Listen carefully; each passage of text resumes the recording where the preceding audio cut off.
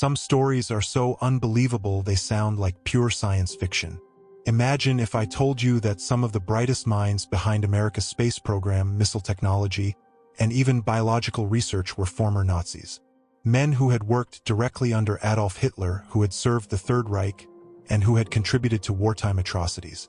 It sounds like a conspiracy theory, but what if I told you it was all true? The fact that these individuals, some of whom had directly aided in the development of weapons that caused massive destruction, became key players in shaping the future of American science and technology, is one of the most chilling chapters of post-war history. They called it Operation Paperclip, a secret U.S. government project designed to recruit Nazi scientists and engineers after World War II. Officially, it was to prevent these brilliant minds from falling into Soviet hands during the Cold War. But buried deep within declassified files is a chilling truth. The U.S. government turned a blind eye to war crimes in exchange for scientific advancement.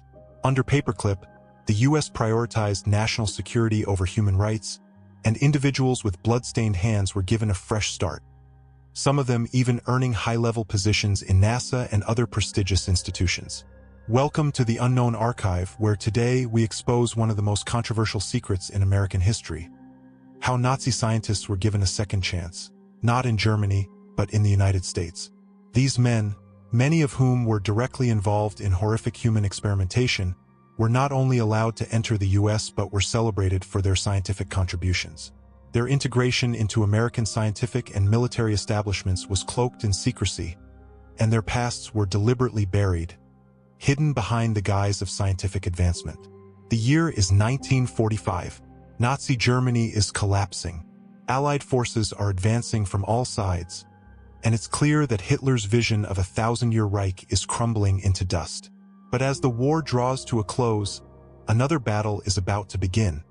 A battle for knowledge. The spoils of war would no longer be confined to territory and resources.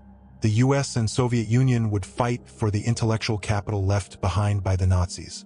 And as the Cold War began, this brain drain would determine the future of military and space technology, launching a new arms race that was less about missiles and more about the minds that created them. The world's two new superpowers, the United States and the Soviet Union, are no longer just allies against the Nazis. They are competitors in a new conflict, the Cold War. Both nations realize that whoever controls Germany's scientific knowledge will dominate the next era of warfare and technology. And so, both begin hunting down the greatest minds of the Third Reich. The U.S. understood that rocket technology, in particular, would be the key to future military and space superiority. This intense rivalry led to the strategic acquisition of top Nazi scientists, who would soon begin working on projects like the U.S. space program and the development of nuclear weapons. One name looms above all others: Wernher von Braun, a brilliant aerospace engineer. His work on the V-2 rocket, the world's first long-range guided ballistic missile, was nothing short of revolutionary. But there was a problem. Von Braun and his team had built these rockets using forced labor from concentration camps. Thousands had died building them. Von Braun's role in the atrocities of the Nazi regime was no secret, yet, despite this, his value to the U.S. was undeniable.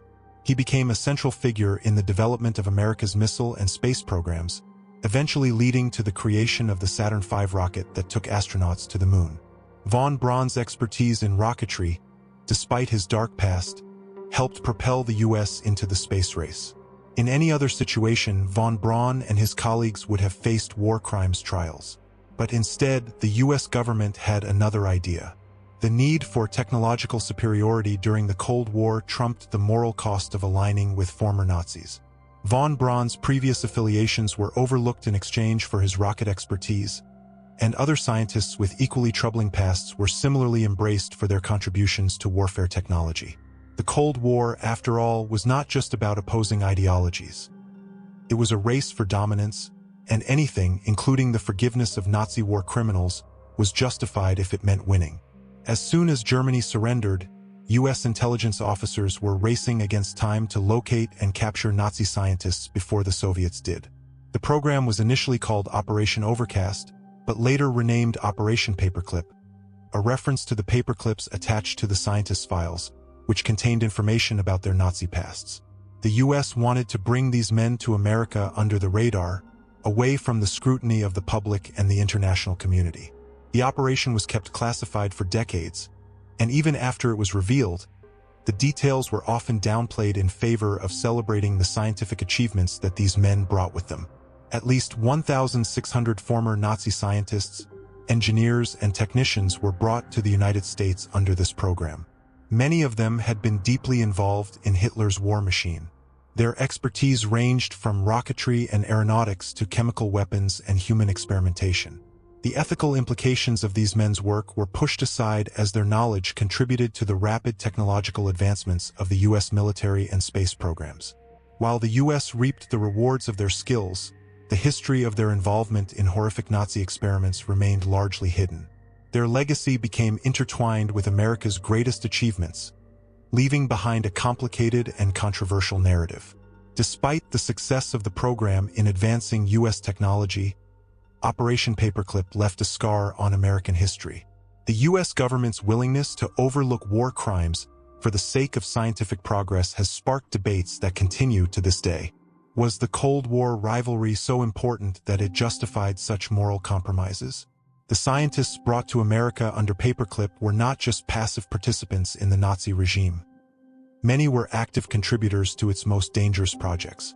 The U.S. was willing to live with the blood on their hands in order to win the race against the Soviets. But in doing so, they became part of a legacy that remains deeply controversial, exposing the darker side of post-war U.S. history. Operation Paperclip eventually came to an end in the early 1970s, but the impact of its work would echo for decades. Many of the scientists involved in the program went on to lead highly successful careers, shaping the future of space exploration, nuclear technology, and even biological research. Yet their Nazi pasts remained a quiet shadow over their accomplishments. Today, the true scope of Paperclip's impact is fully understood, but its moral implications continue to be debated. Were these men redeemed by their contributions to science, or were they allowed to escape justice for the sake of national security? It's a question that will continue to haunt the story of Operation Paperclip for generations to come. The problem? Many of these men weren't just passive scientists. Some had direct ties to Nazi war crimes, including experiments on human subjects, weapons development for the SS, and participation in horrific projects that resulted in the deaths of thousands. So, how did the U.S. government justify this? The U.S. military had a simple reason. If we don't take these scientists, the Soviets will. The Cold War was already heating up. The Soviet Union had begun its own secret recruitment program, called Operation Paperclip, in which thousands of German scientists were forcibly taken to work on Soviet weapons and space programs. America couldn't afford to fall behind. To make Operation Paperclip more palatable to the public, the government sanitized the pasts of these scientists. They erased or downplayed their involvement with the Nazi regime. Many were given fake background checks and new identities, so their crimes wouldn't prevent them from working for the U.S. Some of these men were directly involved in horrific medical experiments, including Dr. Hubert Strughold, known as the father of space medicine. He helped develop life support systems for NASA astronauts, but during the war, he was linked to experiments on prisoners in Dachau concentration camp. Yet, instead of facing justice, he was given a high-ranking job in the U.S. aerospace industry. Despite its dark origins, Operation Paperclip helped shape the modern world. Some of its biggest successes included the U.S. space program. Wernher von Braun became the leading architect of NASA's Saturn V rocket, which sent the first humans to the moon in 1969. Ballistic missiles. Nazi-developed rocket technology was used to create the intercontinental ballistic missiles, ICBMs, that defined nuclear warfare. Medical advancements. Research in aviation medicine and biological warfare was expanded using Nazi-acquired knowledge. But was the price worth it? For many, Operation Paperclip remains one of America's most controversial moral compromises. For decades, the U.S. government denied the existence of Operation Paperclip. The idea that former Nazis were working for America was dismissed as a wild conspiracy theory. But in the 1970s, declassified documents proved it was all true. Official records showed that hundreds of former Nazis had been brought into America and given jobs at NASA, the military, and even universities. Some conspiracy theorists believe Operation Paperclip went even deeper, that some Nazis infiltrated high levels of U.S. intelligence agencies, influencing Cold War policies. Others suggest classified projects using Nazi science continued for decades beyond what was publicly acknowledged. So, what do you think? Was Operation Paperclip a necessary evil that helped the United States win the space race and strengthen its military? Or was it a dark stain on history, where war criminals were rewarded instead of punished? Let us know your thoughts in the comments. And if there's a mystery you want us to uncover next, tell us. We might just feature it in our next episode of The Unknown Archive. The unknown isn't just out there. It's all around us. Thanks for watching The Unknown Archive. Stay curious, stay skeptical, and remember, sometimes the most unbelievable stories turn out to be true.